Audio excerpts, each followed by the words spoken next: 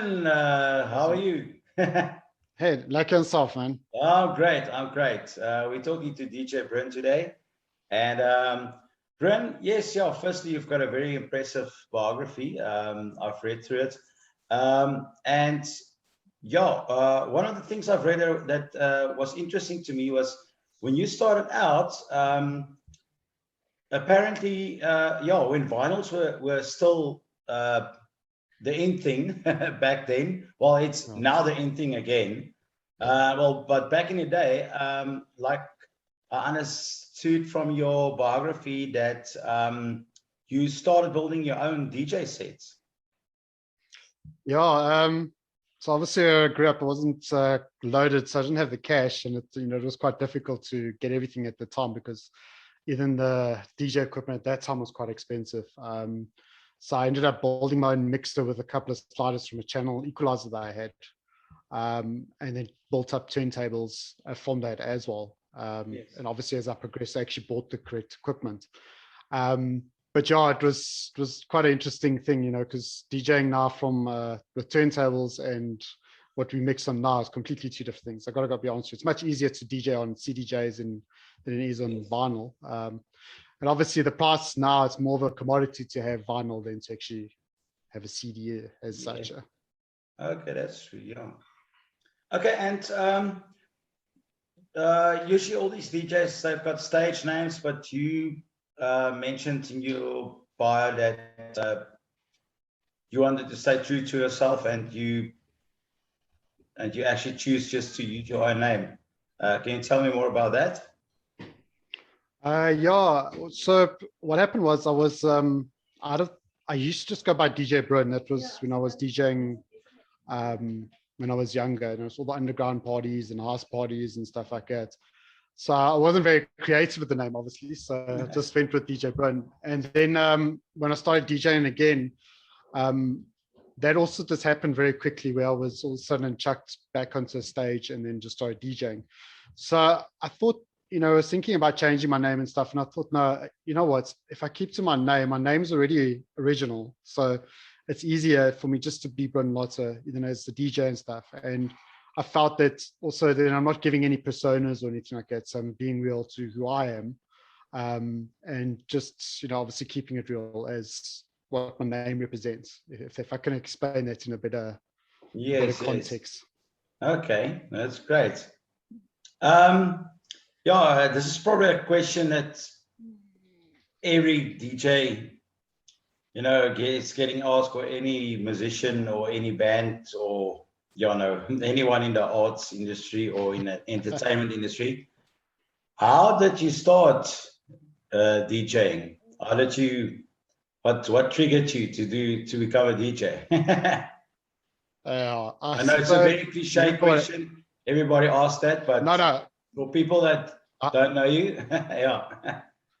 No, I actually, to be honest, I love that question because I love answering it. I actually started DJing with because of obviously I started at a very young age, and I was going to raise at a very young age. I think I started going about 13 years old, obviously very young. But I loved the sound of the beat coming through the speakers, the bass, and everything around it. Making music, yes, and just the feel of the crowd, the energy of the crowd. And then when I started DJing, then I felt the energy on the reverse side. I see them better. You build up the crowd. It was awesome watching. I still love doing it. And you check the crowd building up as you building up your mix and stuff. Yes. And that also in general, I've always loved music. And that was, because also I love all types of music. Don't get me wrong. I'm not just into like heavy metal. Sorry, not just into rave music or house music. I love all types of music, even heavy metal, alternative, all types. Okay. But the dance music was what really did it for me, the bass. I think that's the only thing I can say is if I'm standing in a festival, that I love standing there and just listening to the bass coming out of the speakers. I could just stand the whole day and just feel it. Yeah.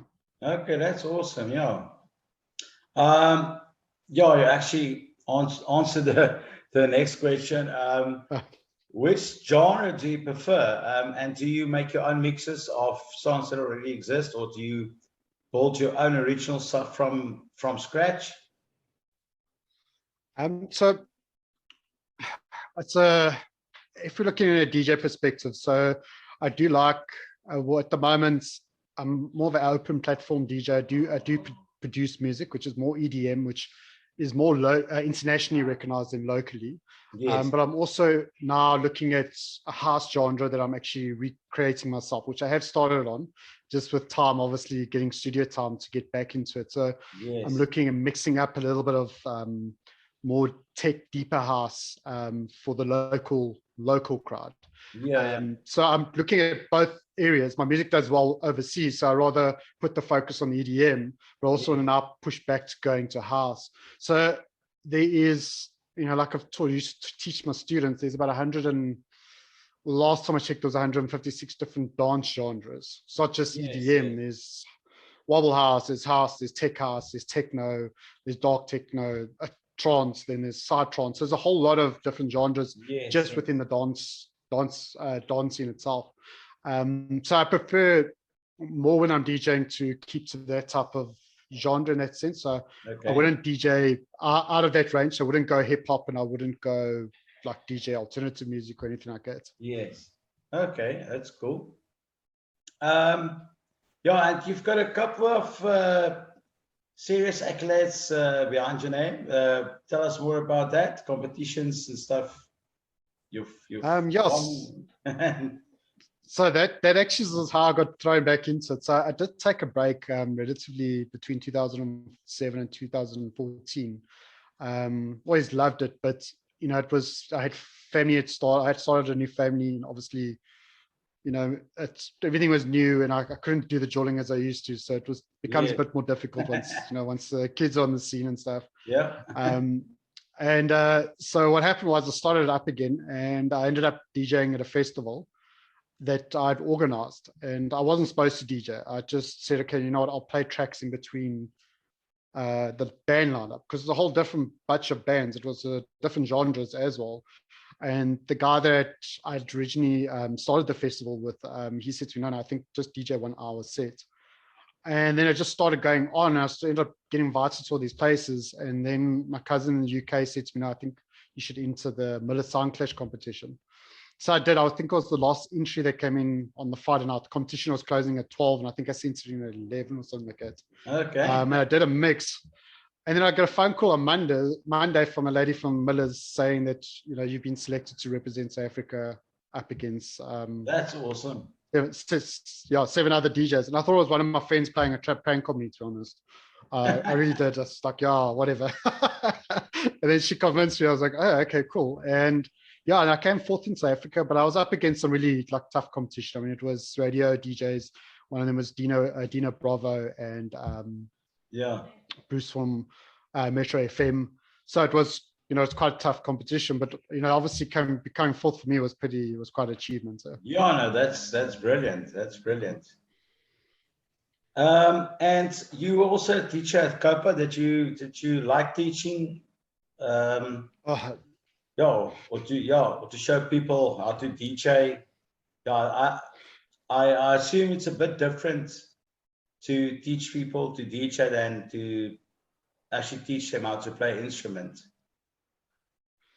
Yeah, you see, okay, so you're an artist and you understand the basics of instruments. Yeah, I have all my friends that are musicians generally say to me, DJing, you're just pushing buttons. No, there's a sequence of buttons that you have to push. I must admit, and with all due respect, I don't think it's just pushing buttons. I've seen serious DJs, and it's not. And for the people out there, DJing is not just pushing buttons, believe me. So obviously we joke around and stuff the whole time, which is cool. But so teaching, it's a huge passion of mine. I loved teaching at Copa. I really enjoyed it so much. And unfortunately, like I discussed before, it was due to having my last students and then also COVID coming in. That's the most reason why I stopped teaching. But I had a student as young as 5 years old, taught her how to beat match. It was awesome. Obviously I could just teach her like 7 or 8 minutes at a time, but she learned and she was DJing and she actually did pretty well. So for me, it's to see the younger generation. It's appreciation of the music and art as well. Yeah, that's awesome. yeah, that's the way I see it more. I love teaching, and that's why I also now become a Udemy instructor, where I'm also going to be teaching DJing through Udemy. Yeah. Okay, that's awesome. Bryn, just the last question. What's your plans for the rest of 2021 to 2022? Well, at the moment, and releasing our first course through Udemy, and then we're busy producing a song that I did this morning. Sorry, I did this year, beginning of this year, called Get Up, which is going to hopefully come out this year. It's I've got a few artists that have sang on this for the song with track. Okay. Sorry, let me just get my wording right there. So the song's called Get Up, and we actually been sitting on the song since February. I actually wrote the song, and now we're sitting in November. Sorry, today's date, September. Sorry for getting a bit tongue-tied there. So we are sitting with this huge gap of how long it took, but I think it's the right time, because the song is called Get Up, and it's actually for everyone that needs to feel that upliftment right now. Yes. So for that is what I would like to finish before the end of 2021. 2022, the plan is to produce a whole lot of new music. I am busy with 2 tracks that I've got, that it's new type of sound, it's a new type of genre of dance, which I think South Africans will appreciate as well. So I'm going to be releasing that hopefully also before the end of this year, if not early 2022. And then next year, yeah, I've got a whole lot of plans music-wise. Hopefully we can start doing festivals again. Hopefully the limitations won't be there. So I've actually, I mean, all I've been focused on is online. I've been focused on music, on doing internationally and stuff like that, doing mixes for radio shows overseas. So I've been putting a lot of focus on that, because obviously sitting at home, you're not able to get out anywhere at the moment. So, and then I continue, I DJ once a month at least. So I will continue with that. And as we can get more open, I'll try and see how much I can go back to the way things were normally. Yes, no, that's great. Yeah. Bryn, from our side, from deVonk, thank you so much, man, and just tons of blessings for your career. Thanks, man. I appreciate it, man. From now on until the future, until time ends. And yeah, it was awesome speaking to you. You are actually the first DJ that I've ever interviewed, and awesome. yeah, it was an honor. And yeah, maybe we can do something together sometime. Some electric guitar. Yeah, no, definitely, yeah. Yeah, some electric guitar. Yeah, no, definitely, yeah. You know, some turntables. I think that will be a good mix. But Bryn, thank you so much. Yeah, no, I've actually, that's good, yeah. But thank you so much, Bryn. We really appreciate it. And yeah, for those of you who don't know, Bryn is also our guy that's doing all the hard work behind our magazine. He's putting on the website and building the website for us to put on the articles. Bryn, thank you so much for that as well. We really appreciate it. I know the back end of all these things are usually the hardest work, but we really appreciate it. And you must have a blessed Sunday further. Thanks, man. Pleasure, man. Thanks a lot for the interview, and thanks, man. I appreciate it.